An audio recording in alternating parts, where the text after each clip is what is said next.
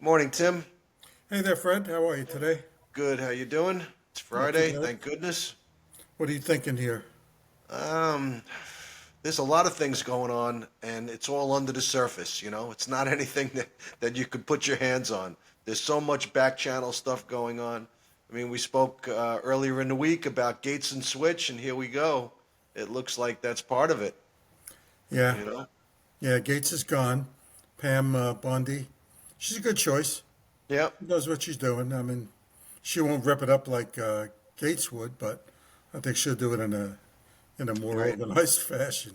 Yeah. Um, I wanted to talk a little bit about But market just focus. just further to the Gates Yeah. point, I'm hearing that 4D chess going on. That maybe your point about getting him out of the house was key. But there's a lot of Twitter talk about him replacing Rubio, DeSantis making Right. Gates the Senate. Yeah, Yeah, I don't know if DeSantis is going to go along with that. It'd be interesting to see if he does. And then, the speculation was this the deal all along? Who yeah. the hell knows? The idea DeSantis that is pretty much his own guy. and the idea that Trump floated this out to find out who's supporting him and who's not. Hmm. To see who was going to backstab him. If it goes through, yeah, great. If he's not, he picks and chooses who his friends are now. Now he knows. So Yeah, some of that. it's, I it's wanted really to 3D chess. Go on. I wanted to talk about market focus.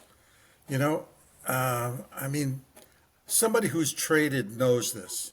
Investors don't really see it, but if you're looking for short-term swings and you're playing it kind of week to week, even day to day or minute to minute, you want to know what the market is focusing on.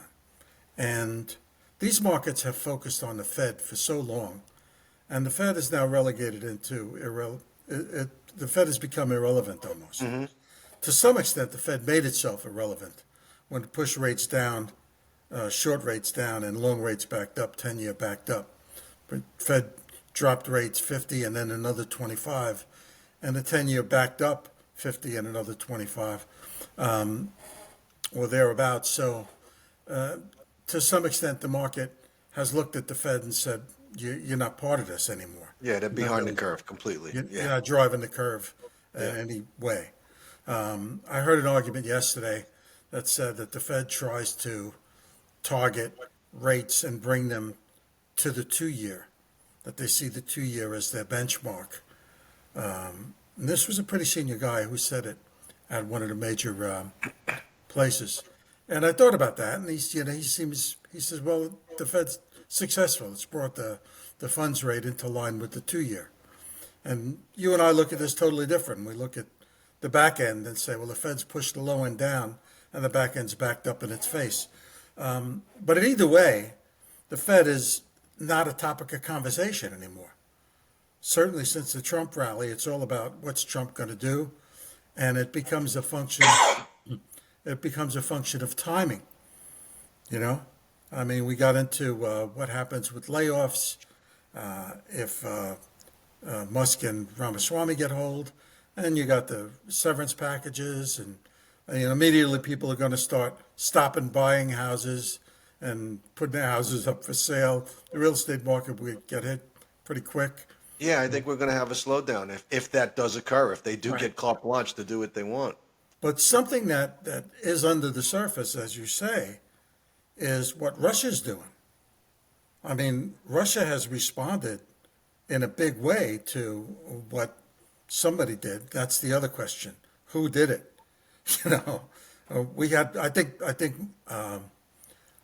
that Obama was president, and then for a while, it looked like Harris had more to say and was moving towards a presidential role. And now I think Obama's given it up, and maybe the Secretary of State is the president now. Who the hell knows?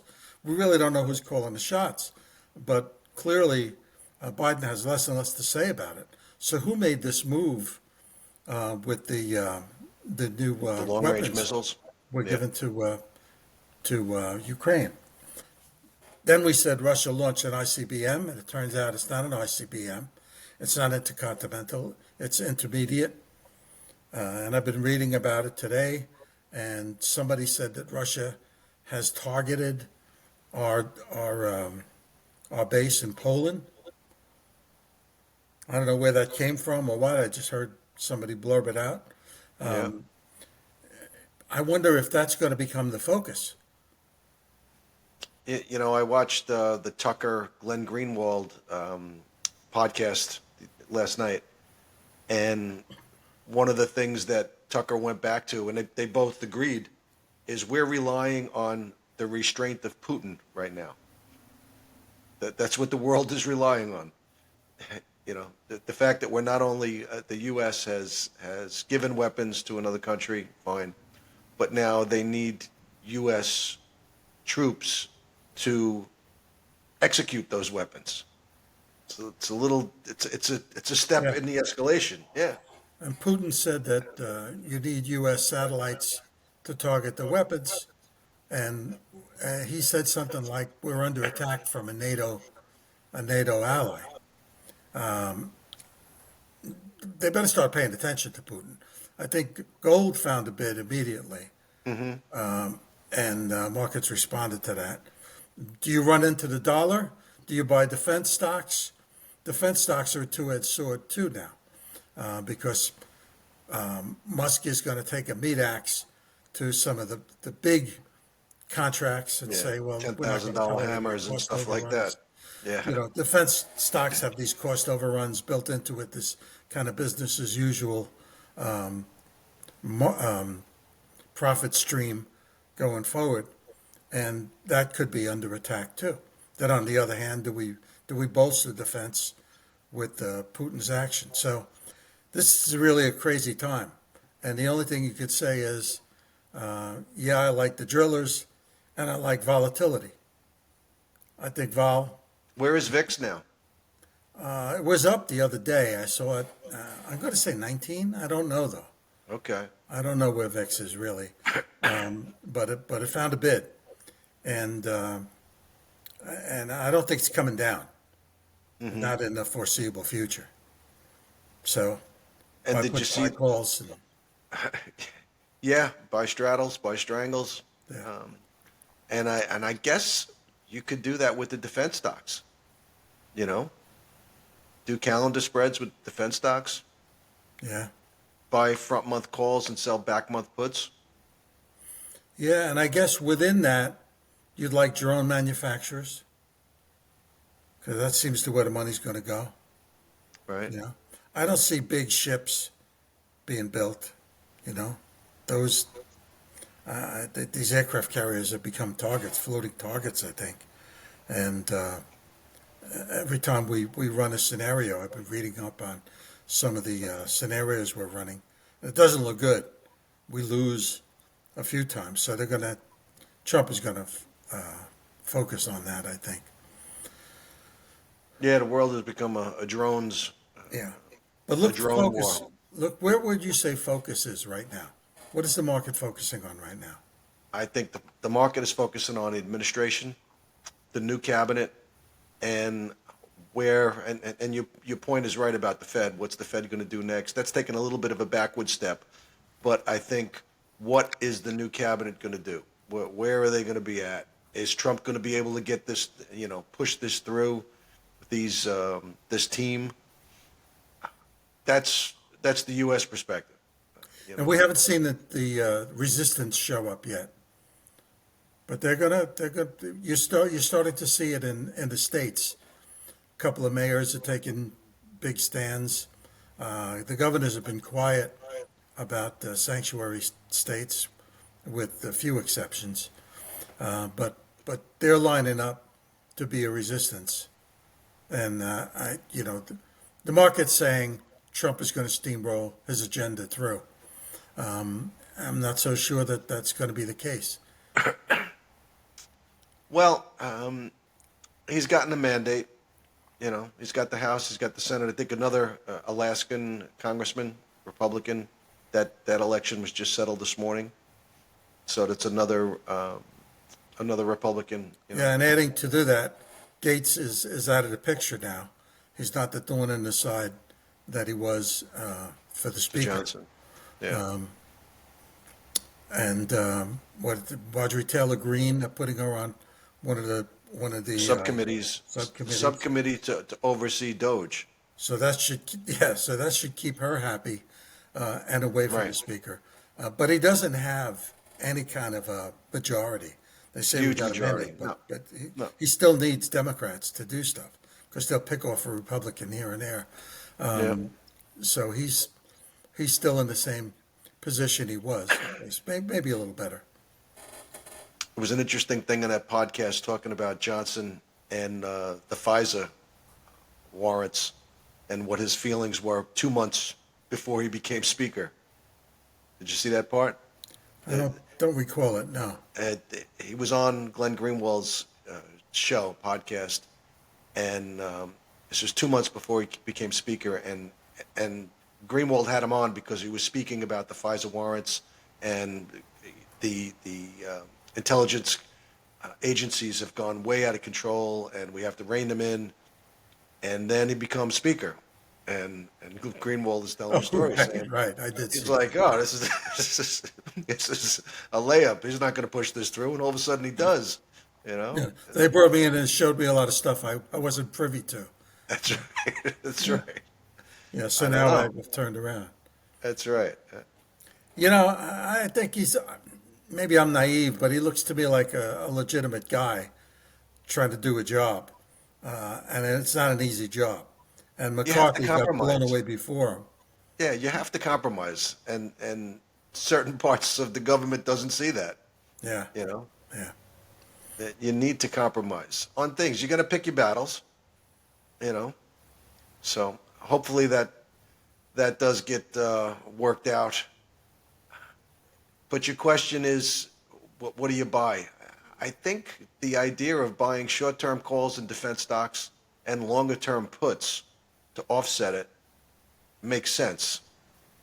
You know, you're going to have a high gamma on the front strikes, and you have more volatility on the back strikes. If what we think is going to happen happens, where you have a big pop and then a big sell-off, as thoughts to come through, you can capitalize on both sides of that spread.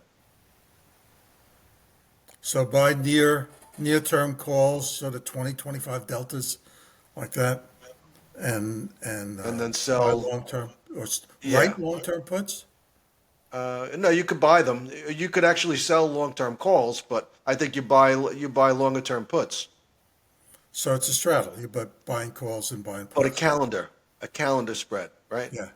Yeah, a calendar straddle. I don't know what they call it. There is a term for it. Strangle, I think we used to call them. Strangles puts and calls above the market. Straddles are at the markets. This calendar spread with a risk reversal involved. I never really got into those terminology. I mean, I always traded options like Rocky Graziano, I mean, based Jake LaMotta style. Right. I mean, as sophisticated as I get, maybe a calendar spread or something. The risk reversals are out there, but they're directional too. It's purely directional as a risk reversal. Yeah, yeah, Purely yeah. directional. Well, Yeah. that's Jake LaMotta. Yeah. Yeah. What I'm saying is it's directional to a certain degree, because as the market goes up, your short-term low delta calls are gonna move more into the money, and your longer delta puts aren't going to be as affected. So for a layman, then, if I could summarize your strategy, you think short term defense stocks look strong, but longer term they're weaker, Correct. and that's the way to play it. Yeah. Okay, I got to think about that. I have to noodle that for a couple of days, see where my head comes out on that. But I did buy some of your drillers yesterday. you did. I looked at that, and yeah, So you looked agree at with the that scenario? I think that's the yeah. safest. I think that's a safe bet. That's going to be the move, not necessarily oil itself, but the drillers. I liquidated some of my TLT puts.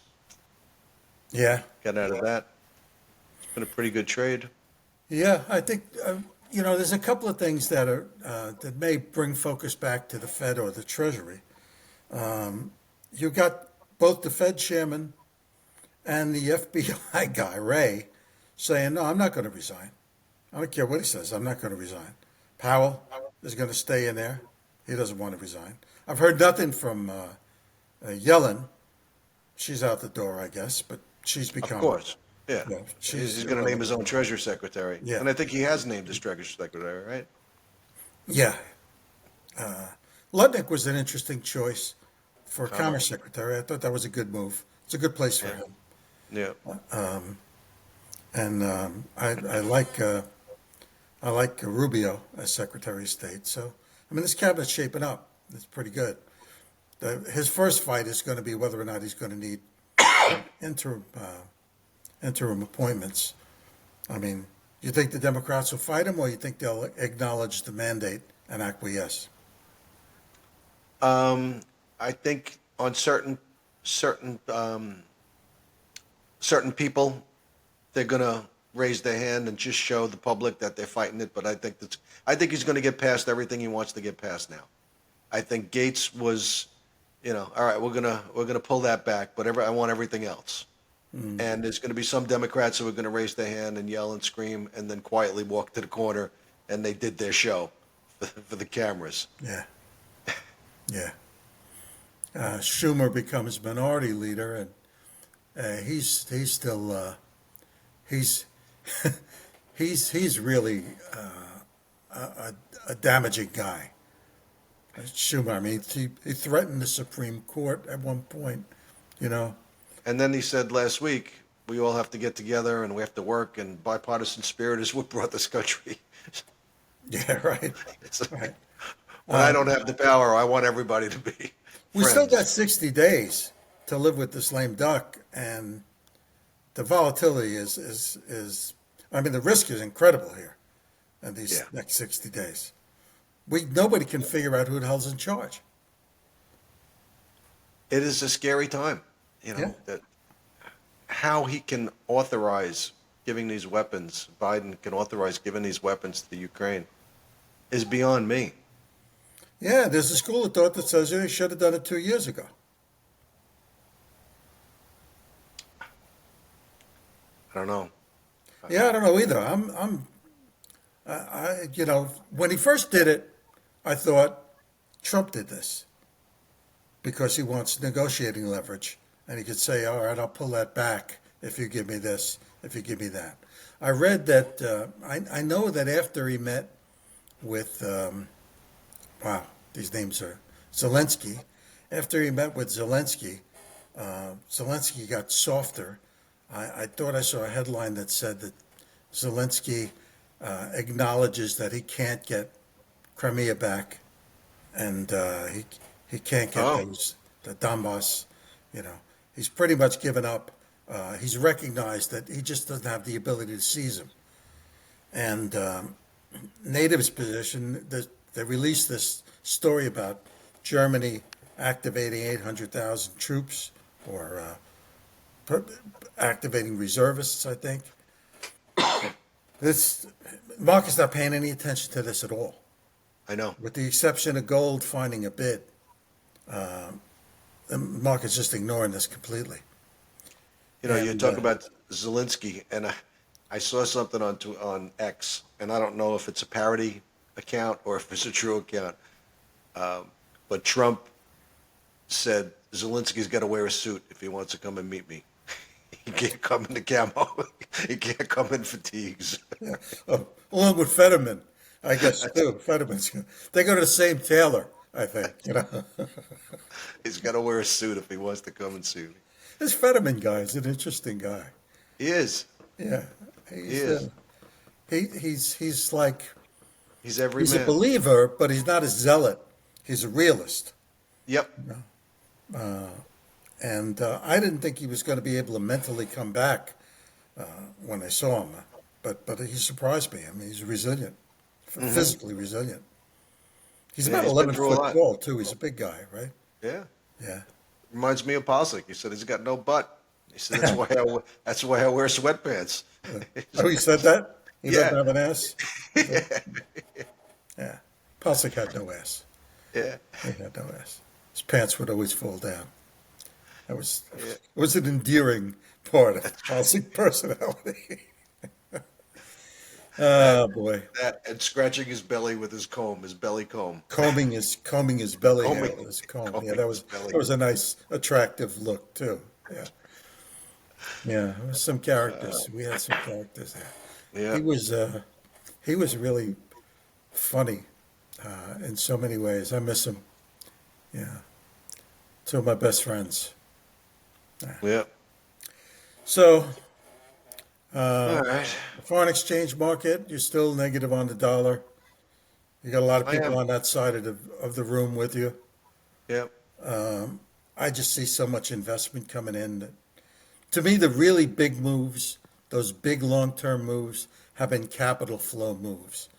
And it throws everything else away. I mean, you're worried about inflation, you're worried about the Fed, you're worried about this, and all of a sudden people start putting money in.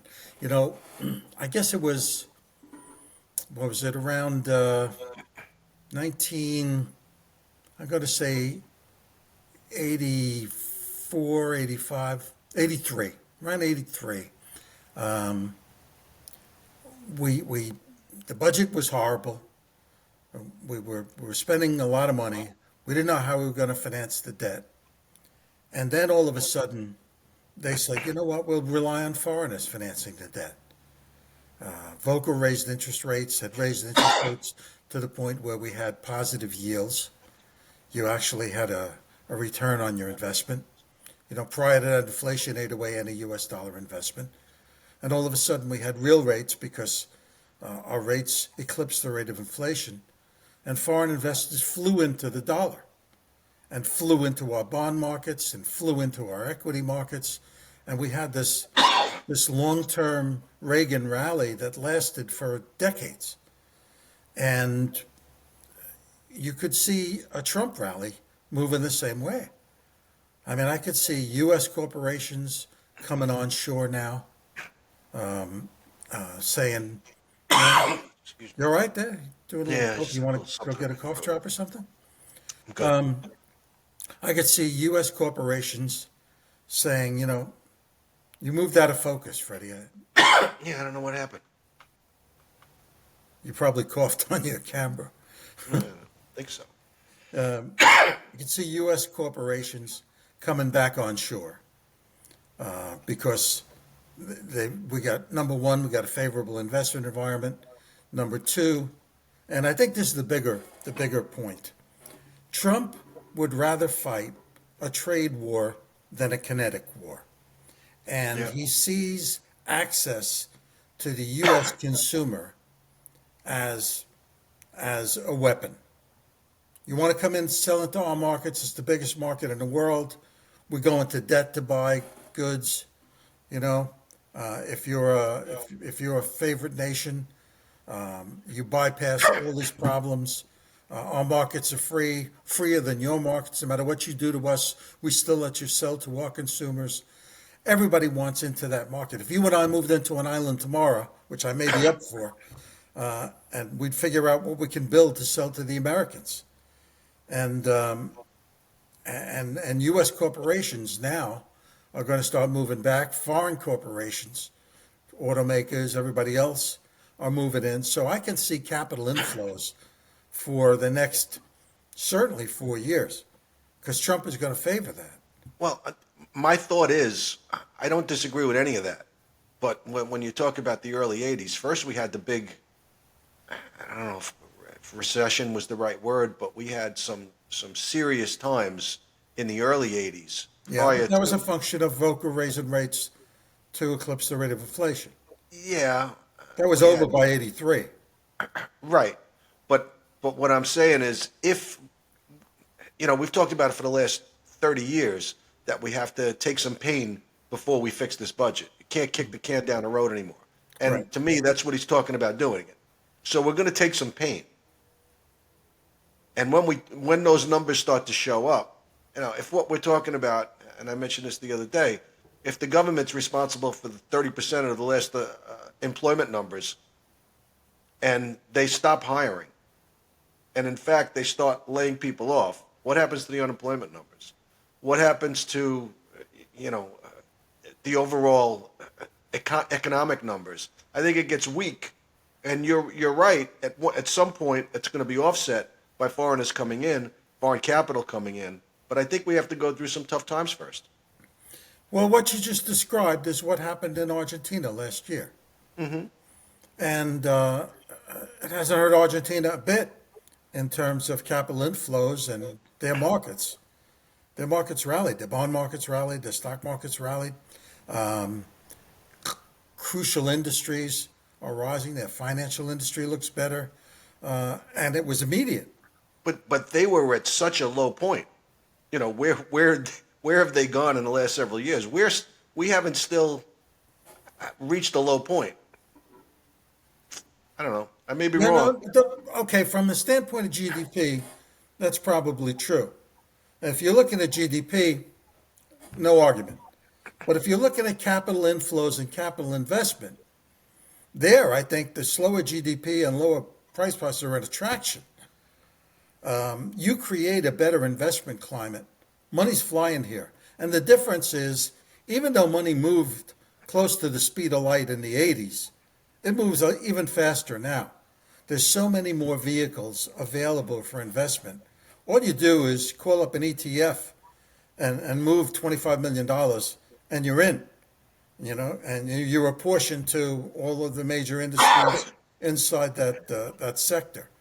So those didn't exist. I mean, we didn't have too many ETFs back in the 80s. They're all over the place now. So from a tactical investment climate, we are geared up for much quicker responses to policy changes. And I think that's the key. And I think that fits in with this whole argument we just had about options pricing. I think we're positioned now for much faster moves. I mean, I keep going back to future shock and the third wave, Toffler. Toffler made a point back in the 70s. He said,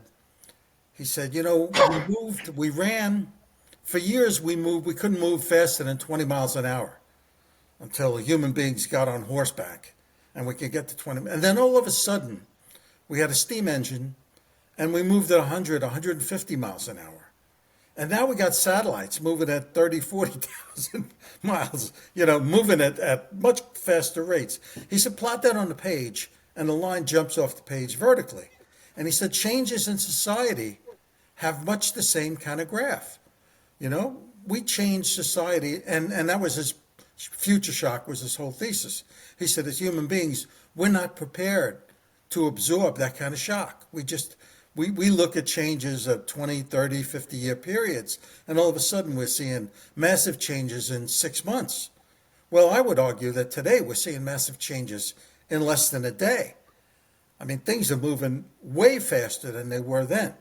So when we start talking, and I think I made the point about timing, timing is now much different than it was. Timing back in the 80s, we thought we're moving very quickly. It's almost archaic in terms of the speed. There are more ETFs trading than there are stocks trading. There are more ETFs than there are companies trading. So all you have to do is push a button and you've moved a massive amount of money into a sector. And we look at the market and it jumps 300 points. Say, why? We see flash crashes and things like that. We're in a much more efficient environment to deploy capital resources than ever before. And maybe that's happening even faster. Tomorrow might be faster than that. So all of these assumptions we're making about timing, really, sorry, I didn't mean to get on a soapbox there, but. That's all a fair point. I think initially we've been saying for 30 years we have to take some pain in order to address these issues. That's the only thing I fall back on. No, we're going to take some pain. I agree with you, but I think the pain will be in the unemployment levels, the GDP levels, and they'll be short term because He's not doing pain for the sake of pain. He's doing pain for the sake of progress. Let me Right. let me make that point a little further. The unemployment rate drops because we cut. Musk is right. You know, he finds $2 trillion over a that's going to kick in over a 10-year period. All of a sudden, bond yields drop, right? Whereas inflation was a concern, inflation's not a concern anymore. Demand has slacked off. Bond yields have dropped. And the investment climate looks way better. And more capital comes in because the rest of the world's not doing this. Western Europe's not doing that. You know, they don't have the kinds of opportunity that we would have under a we got this big bloated government that sits on all progress and sucks up all the risk capital and just it's a depressant almost on Hmm. GDP. You unleash GDP. I mean, look at what Reagan did. Reagan took GDP to levels of 5, 6%, and once the Laffer curve kicked in, and that's another thing with respect to timing. The Laffer curve is going to move a lot faster than it did. You know. Now this is a this what he's trying to do is so positive that I think it far outweighs the negatives, and the markets are telling us that. I don't disagree. Once again, but I think in terms, we're going to have short-term pain. How short-term that is, and how deep that is. Are we going to see some people, some U.S. dollar investors, uh, scared off? I don't know. I don't Well, know. yeah, okay. What sectors would you say the pain's going to be in most? Where's the government? Where's government employment? You know, Real it's estate, I think, is vulnerable. First in of all, certain sectors. Yeah. he's going to move literally millions of migrants out of the country, right? He's going to create unemployment levels on the government sector. So wherever the government's big, what you might see is a recommendation to sell 20% of government buildings, Right. and all of a sudden that's a lot of commercial real estate that shows up on the market. So that would be a vulnerable sector. But you know what you should do? I agree with you about the pain, but we got pain and we got progress. So I think it's incumbent upon us to figure out where the pain is. And you want to stay away from those sectors and look at the progress. And those are your positions. Hmm. You know, you don't want to own real estate in Virginia as they cut down the government payrolls. You don't want to own necessarily commercial real estate where there are a lot of federal government buildings. You know, because headcount's going to go down. The need for that real estate's going to go down. And rather than the real estate costing you money to maintain, you sell it and you pick up capital and you use it to balance the debt or reduce the debt. Yeah. So, so That's going to be a piece of that. So wherever if I were a real estate guy and knew what the hell I was talking about in that sector, I'd look for where all the government buildings are sitting there, where the headcounts are able to go down, and start to buy puts on the REITs in those areas. that's a good point. Certainly, Northern Virginia, right? Yeah, yeah. Certainly, Northern Virginia. I texted a friend of mine who had place in Lorton. They had property in Lorton. I said, how do you stand with that property?